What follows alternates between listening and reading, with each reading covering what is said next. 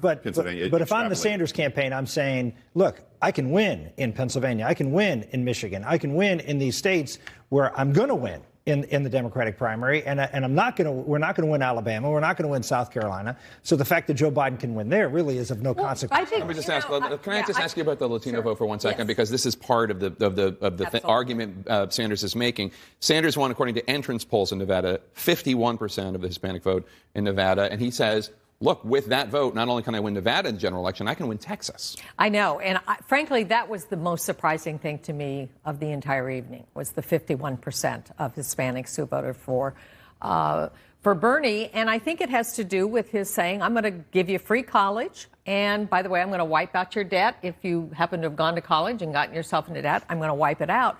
But the problem is, the real winner last night, I believe, was Putin. I mean, we're going to have the most divisive election. If Bernie is the nominee, we are going to see two very, very angry people representing two very different extremes of their parties.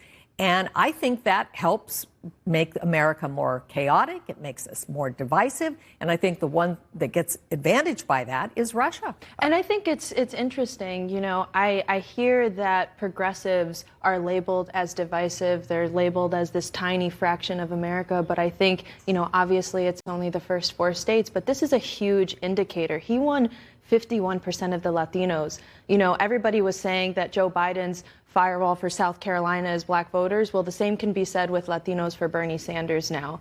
And this is a community that right now is being targeted by the Trump administration. I don't think it's because of a bunch of free stuff. I think it's actually because he is doing the work and outreaching to a community that hasn't been talked to. On immigration. He voted against a 2007 immigration proposal that actually, you know. But he has also listened to movements of young Latinos on the ground, and is also one of the only 2 presidential candidates that is calling for a moratorium on deportations within the first 100 days. I want to take issue with what Linda said, which is that there, you know, two folks, angry people representing the extremes. I would agree with that with Bernie Sanders. He is representing, no question, the extreme of the Democratic Party. I mean, he says he's a socialist.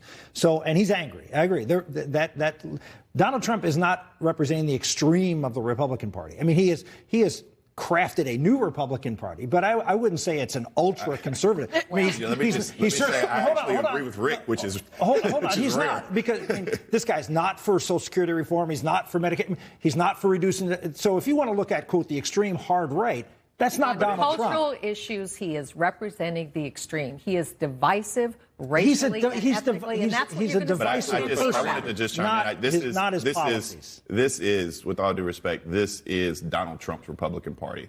And it's going to be Donald Trump's Republican Party for the next 2 decades. I mean, he has completely transformed conservatism in the United States of America. So I would make the case he's Rick Santorum's Republican Party, because I was the guy that was writing about blue-collar conservatives and working with middle-income people, and that's what Donald